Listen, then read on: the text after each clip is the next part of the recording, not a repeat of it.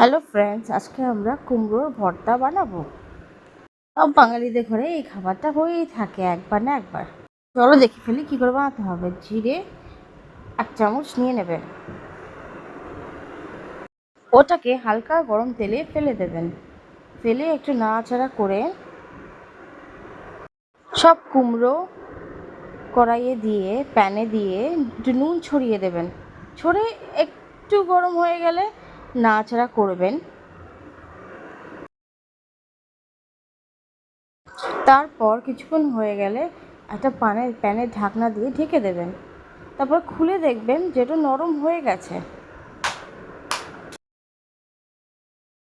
দেখুন এখানে কুমড়োগুলো নরম হয়ে গেছে। কুমড়োগুলো তুলে নিয়ে কটা রসুনের কোয়া গরম তেলে ফেলে দেবেন। ফেলে এটাকে একটু হালকা ব্রাউন হয়ে গেলে, সফট হয়ে গেলে এটাকে সাইড করে নিতে হবে।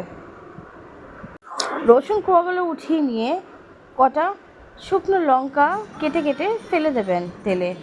তারপরে পেঁয়াজ কুচি, পাতলা পাতলা পেঁয়াজ কেটে তার গরম তেলে ফেলে দেবেন।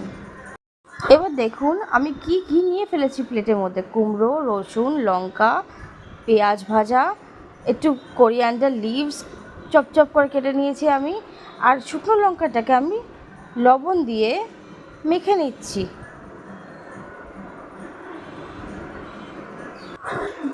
লঙ্কাগুলো সুন্দর করে মেখে নিয়ে তারপরে পেঁয়াজ ভাজাগুলোও আমি লঙ্কা আর নুনের সাথে মেখে নিলাম।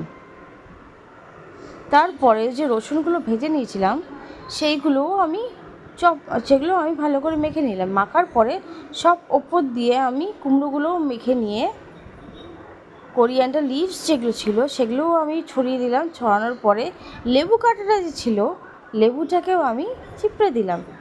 তারপরে আবার আরেকবার মেখে নেব। মেখে নেওয়ার পরে সর্ষের তেল ওপর দিয়ে ছড়িয়ে দেব টেস্টের জন্য।